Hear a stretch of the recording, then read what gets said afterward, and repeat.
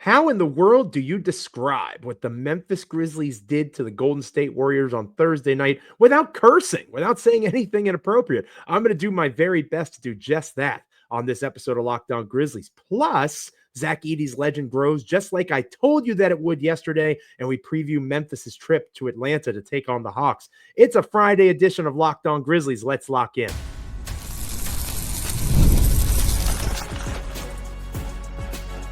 You are Locked On Grizzlies, your daily Memphis Grizzlies podcast, part of the Locked On Podcast Network, your team every day. It is Friday. You've got to get down on Friday. As the wise philosopher Rebecca Black once said, dear listener, dear viewer, fun. We're looking forward to the weekend. It is I, Joe Mullinax, your host for this episode of Locked On Grizzlies. No DeMichael Cole, as he is busy covering a record-setting victory for the Memphis Grizzlies over at the Commercial Appeal there in Memphis, Tennessee. Make sure you're following him on X at DeMichael C. He has lots of great content up, I am sure, but I appreciate you taking in this content here on Locked On Grizzlies. Fun. Looking forward to the weekend. Indeed, we are partying on this Friday edition of the podcast. Today's episode of Locked On Grizzlies is brought to you by FanDuel. You can start the season with a big return on FanDuel. New customers can place a $5 bet, and you'll get started with $150 in bonus bets if you win your first $5 bet. Visit FanDuel.com to get started. We are free and available wherever you get podcasts as proud members of the Locked On Podcast Network, your team each and every single day. Like, comment, rate, review, subscribe. Apple, Spotify, Amazon, YouTube. We are happy to be a part of your NBA and Memphis Grizzlies content consumption, however you take in the show. We appreciate it. And we also hope that you subscribe over at LockedOnDaily.com. You go and check out our free daily newsletter, the Locked On Grizzlies newsletter, each and every day, just about. A newsletter will hit your inbox, written words from me, national writing, fantasy basketball analysis, all sorts of good stuff. Again, LockedOnDaily.com. Make sure you can go and subscribe to Locked On Grizzlies free daily newsletter. Woo! I don't know about you, but I sat back after watching the absolute drumming that the Memphis Grizzlies put on the Golden State Warriors, and I thought to myself, is that the most impressive performance I have ever seen the Grizzlies put on? Because you have to understand, it was until the fourth quarter, and Memphis still won the fourth quarter, by the way, just by 1 point. But the Memphis Grizzlies, through the first three frames of that game, absolutely embarrassed the Golden State Warriors. It was 37-15 at the end of the first quarter. So the starters set the tone, and that is a really important piece of this. Okay, because no starter played more than 24 minutes because it was a 50-point victory for the Memphis Grizzlies, the largest win over the Golden State Warriors in the history of the franchise, which is fun to say out loud. I'm going to say it again. The largest win over the Golden State Warriors in the history of the franchise. So they completely drummed them. But the starters set the tone. Jaren Jackson Jr., Jalen Wells, Zach Edey, Ja Morant, Desmond Bane. The much maligned Desmond Bane, the one that some of you in the comments have been saying Desmond Bane is mid, Desmond Bane is washed. In 24 minutes played, 15 points, 7 assists, 4 rebounds, made 3 threes, 6 of 9 shooting. A couple of turnovers that he could have avoided. I would say that's a fair criticism of his game against Golden State, but he was a plus 36 in the contest. That was a team best mark. So Golden State really doesn't want to see Desmond Bane again anytime soon. Same thing with Jaren Jackson Jr. Great game for him defensively. It was a great game all around for Memphis. You could just look at the numbers. Golden State only had 36 rebounds. The Memphis Grizzlies had 60. Golden State only had 20 assists. The Memphis Grizzlies had 38 assists, almost doubled up Golden State in that statistic. The Grizzlies shot 54% from beyond the, 54% from the field, 56% from beyond the arc, a team record, and this is true. I have to do a double take every time I look at this. 27 of 48 from beyond the arc. The Memphis Grizzlies shot 56% from three. That is a franchise record for made three-point shots. It is the largest victory in the NBA this season. DeMichael Cole, my co-host, not with us today, but this is from his X account at DeMichael C. Largest victory in the NBA this season, a season high in points for the Memphis Grizzlies. And Steph Curry only scored 2 points in the contest. He did not make a field goal. His 2 points came at the charity stripe. None of the starters were among the leaders in scoring. In fact, it was 2 bench players that were the leaders in scoring for Memphis in this game. Santi Aldama with 21 points on 25 minutes played, made 5 threes, and Jake LaRavia, 19 points scored. Those are your 2 leading scorers for the Grizzlies in the game. Every Grizzly that played in the contest scored at least 5 points. At least 5 points.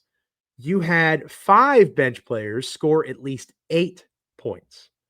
Every starter scored at least 8 points. So you do the math. That is 10 players in this contest for the Memphis Grizzlies that scored at least 8 points. You have 1, 2, 3, 4, 5 Grizzlies players that got at least 6 rebounds in this contest. That is a remarkable number. And it is a sign of the strength, not just of the depth of this team, but the quality of the depth. The quality of the depth. Santi Aldama might be a dark horse candidate for 6th man of the year. Jake LaRavia really having a strong campaign. And we don't have G.G. Jackson and Vince Williams Jr. right now in the Memphis Grizzlies fold. These are guys that were supposed to be part of this rotation, supposed to be in front of especially Jake LaRavia. So the fact that we are looking at a situation where you are going to continue to be adding to the depth of this very, very, very good basketball team is something to be excited about. But it's not just what Memphis did offensively. It was their defensive effort that was really impressive. I mentioned the poor shooting from Steph Curry. Dennis Schroeder, 2 for 12 from the field. Draymond Green did not score a point, 0 for 4. Jonathan Kuminga, 2 for 12. It was a rough night for everybody on the Warriors, not named Buddy Hield or Brandon Podziemski. AirPods, shout out to AirPods. But Golden State shot 35.6% from the field, only 33% from 3. And it's not like it was a free throw disparity. Memphis only took 15 free throws. Golden State took 24 free throws. They shot more free throws than Memphis did. They made more free throws, the Golden State Warriors, than Memphis attempted. So this was not a game that was dominated at the charity stripe. This was a game that was dominated on the offensive and defensive ends of the floor. The Grizzlies flew around. They got those 50-50 balls. They were the more competitive team in this contest. They were the more competitive team. There's no denying it. They wanted it more. And when you beat a team like Golden State in this manner, it's not like you can just simply say, okay, Golden State didn't want to play, right? It's pretty clear they weren't ready to play the game. Memphis was on them from the beginning, and it was a barrage. It was wave after wave after wave of intensity, wave after wave after wave of deflections, of putting pressure in lots of different spaces on the Golden State Warriors. They were just not able to catch up. But it goes beyond that. It goes beyond that.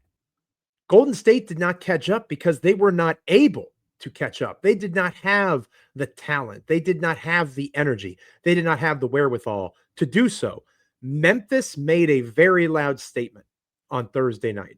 The Golden State Warriors are actively trying to win. They just made a trade. Dennis Schroeder playing against the Grizzlies again after just playing Memphis as a member of the Brooklyn Nets a week ago or so ago, now taking on the Grizzlies as a member of the Golden State Warriors. But Memphis made a statement loud and clear that this is a Western Conference that you are going to have to reckon with this team in. The Memphis Grizzlies are a team that you are going to have to take seriously. The Memphis Grizzlies are a team that is going to push you on a night in, night out basis. They were professional. They did not let up. Even the bench players did not let up. Again, that final frame was close because the starters did not play a minute or limited minutes if they played at all. John Morant got injured early in the third quarter or during the third quarter. He did not play much at all. John Morant only logged 17 minutes in the contest. He's the best player on the team. Jaren Jackson Jr., maybe you want to say he's the best player on the team. He only played 20 minutes. Jalen Wells also only played 20 minutes. The Memphis Grizzlies started 2 rookies. John Morant, Jaren Jackson Jr., Desmond Bane, and 2 rookies. And they were able to do what they did to the Golden State Warriors. This team should strike fear in the hearts of the NBA. Maybe not Golden State, or maybe, definitely Golden State. Maybe not Oklahoma City. Maybe not Boston. Maybe not Cleveland. But if you're anybody else, you should think, oh my gosh, if the Grizzlies are able to maintain.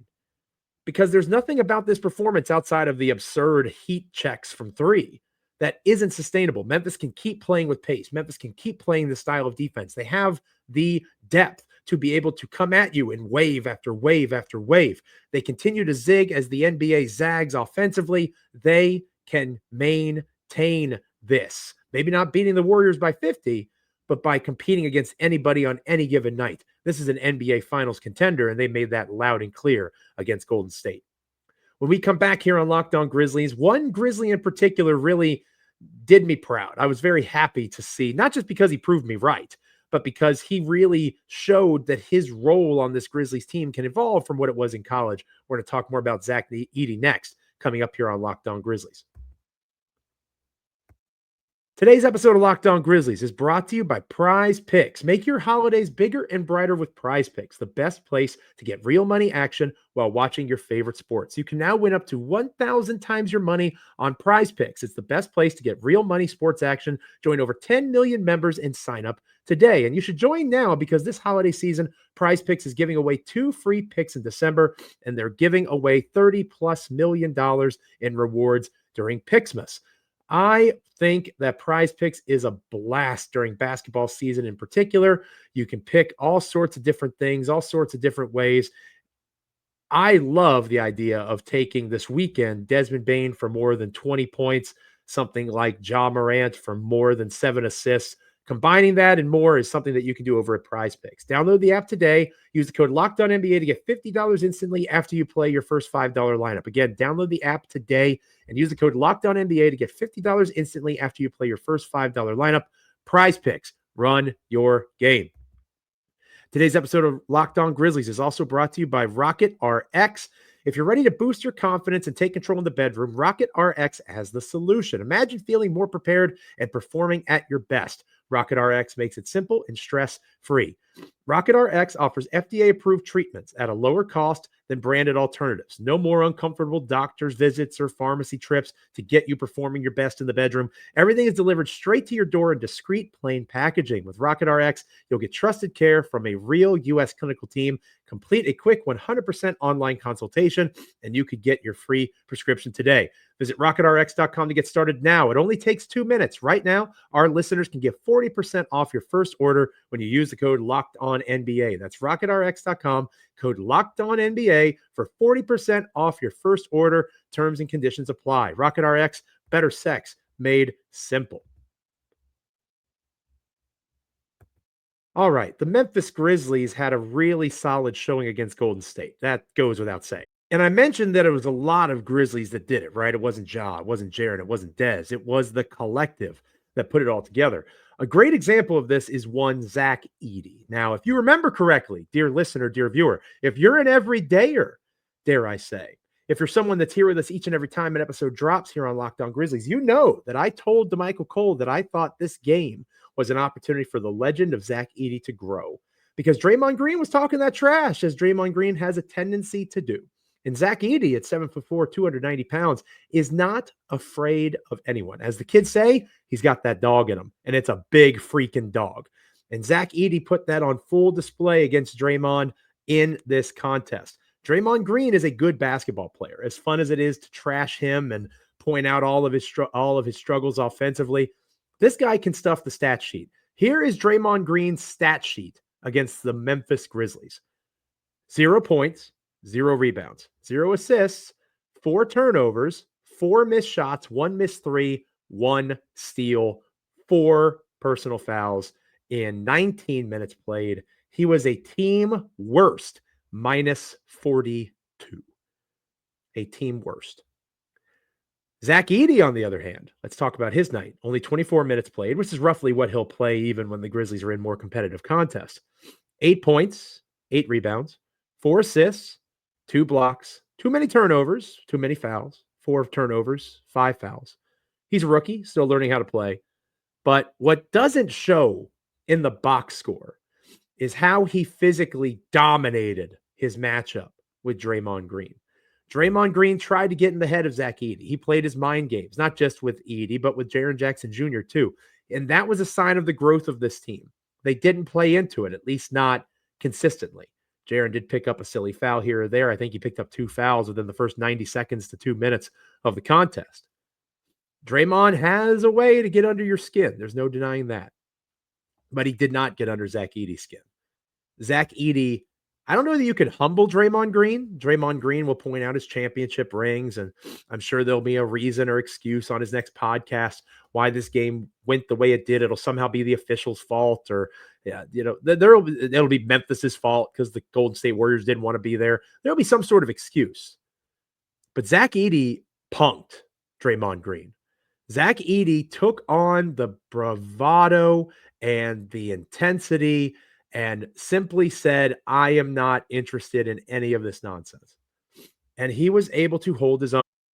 And not only did he hold his own, he showed how he can be a contributor to this Grizzlies team right now. As a championship contending team, he can help them in this moment. It may not always be on the low block, right? This offense is not predicated or set up for that.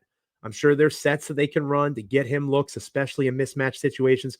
You see flashes of that, especially when the reserves are in. You see Edey getting a chance to get down low and do what he does, what he did when he was in college and a 2-time National Player of the Year.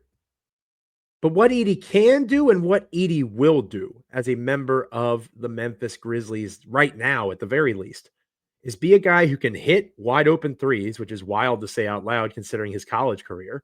But Zach Edey was 1 for 2 from beyond the arc. I think he's made 7 of 11 threes in his NBA career. That's a heck of a lot more than he did in college. So he can do that, we think. We need a much larger sample size. He most certainly can be really good at being really big, setting screens, being a massive defensive presence. Those 2 blocks, one of those blocks is on a Steph Curry jumper. He was able to cover ground and use his length and his size to get back out and help defense. And when he was on a switch and be able to block that shot. Not many guys in the NBA have the physical capacity to be able to do that because they're simply not big or long enough. Zach Edey is. Zach Edey has that ability to alter shots and make things so much more difficult at and around the rim for opposing teams. And it allows for Jaren Jackson Jr., as we've talked about here, there, and everywhere, to better utilize his skill set as a big, playing weak side help defense, defending the rim, and being a help defender as opposed to being that lead hedger or that lead drop defender in Grizzlies defensive sets.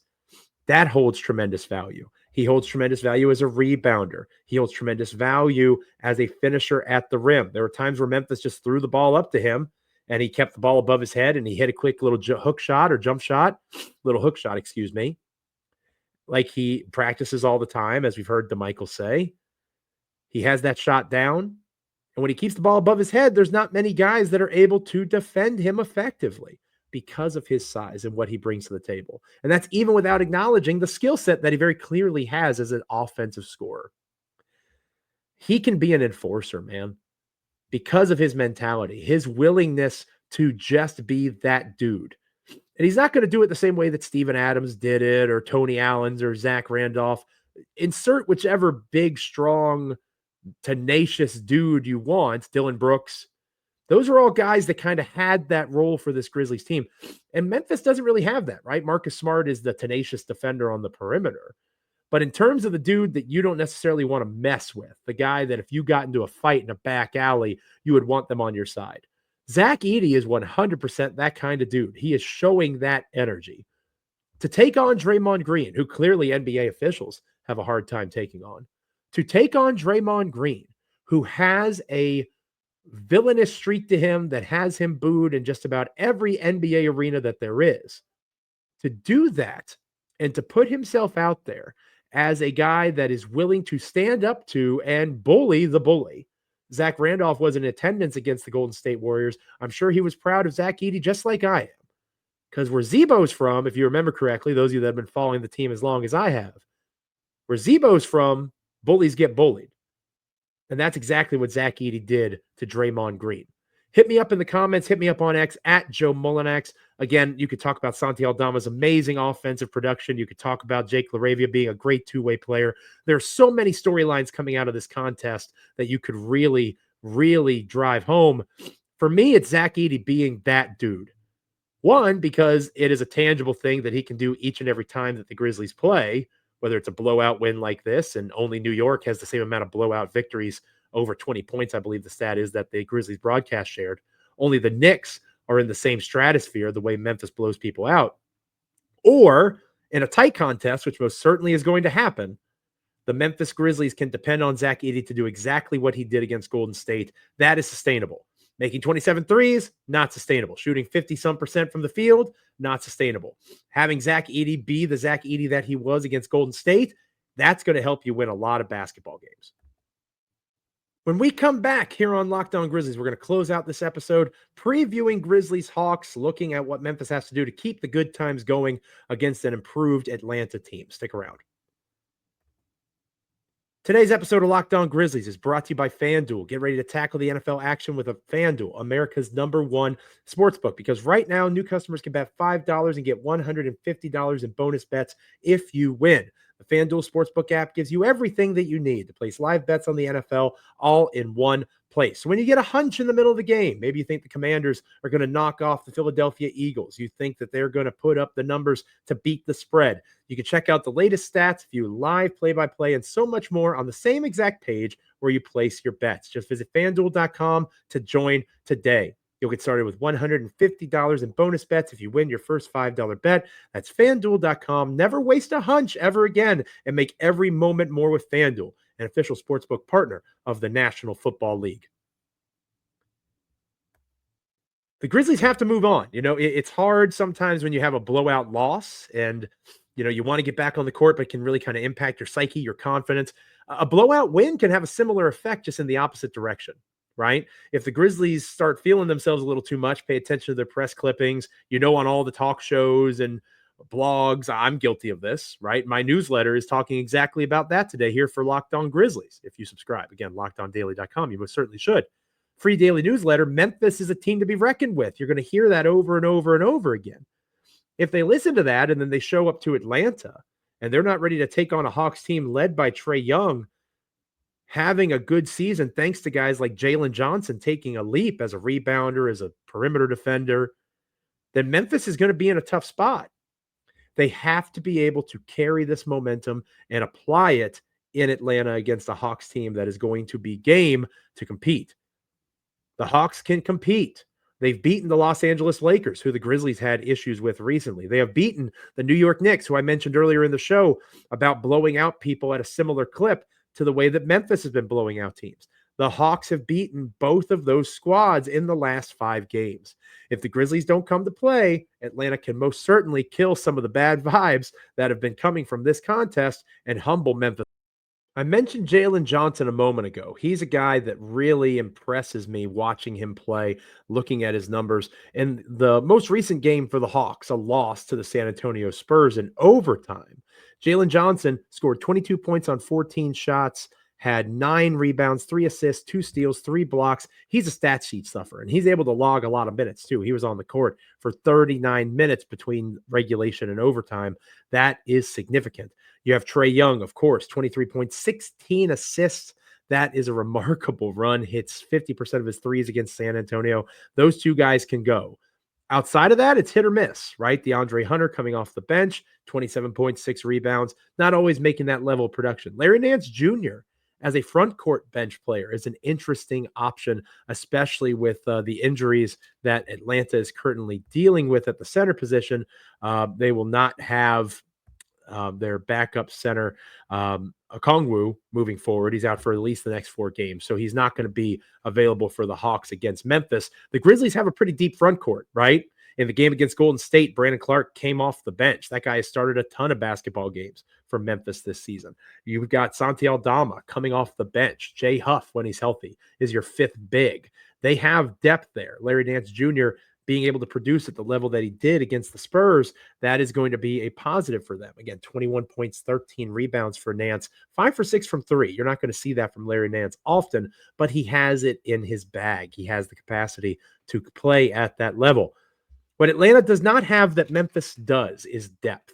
The Hawks only went 9 deep in their rotation against the Spurs. they had numerous guys play 30 plus minutes. In fact, they had 5 guys play more than 31 minutes or 31 minutes or more, including Johnson, who played 39, Young, who played 37. Memphis coming off of their blowout win over the Warriors. No Grizzlies player logged anywhere near that amount of time. In fact, the leader in minutes was Santi Aldama at 25 minutes played. Ja Morant, assuming he doesn't play this game, you would imagine after that fall that he took against Golden State, Memphis will be cautious. He was back out on the bench. He was smiling and joking. Certainly doesn't look serious long-term. Maybe he does play, but I do think that it's fair to assume that that's a question going into Saturday night's game.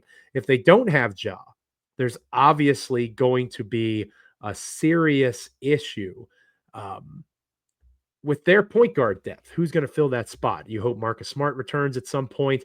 How all that fits with the depth of the Hawks, that matters because that's an advantage. The more guys that are out in terms of injury for Memphis, the less that advantage exists, which, again, makes sense. So you want to be able to utilize that. You should be more fresh than the Hawks. You should be able to take advantage of them. And they're really, Clint Capella's had a surprisingly good year. I guess surprisingly, depending on what you want from your big man. He only played 22 minutes against San Antonio, but again, he almost had a double-double. He's done some good things. The Hawks have dudes that can go.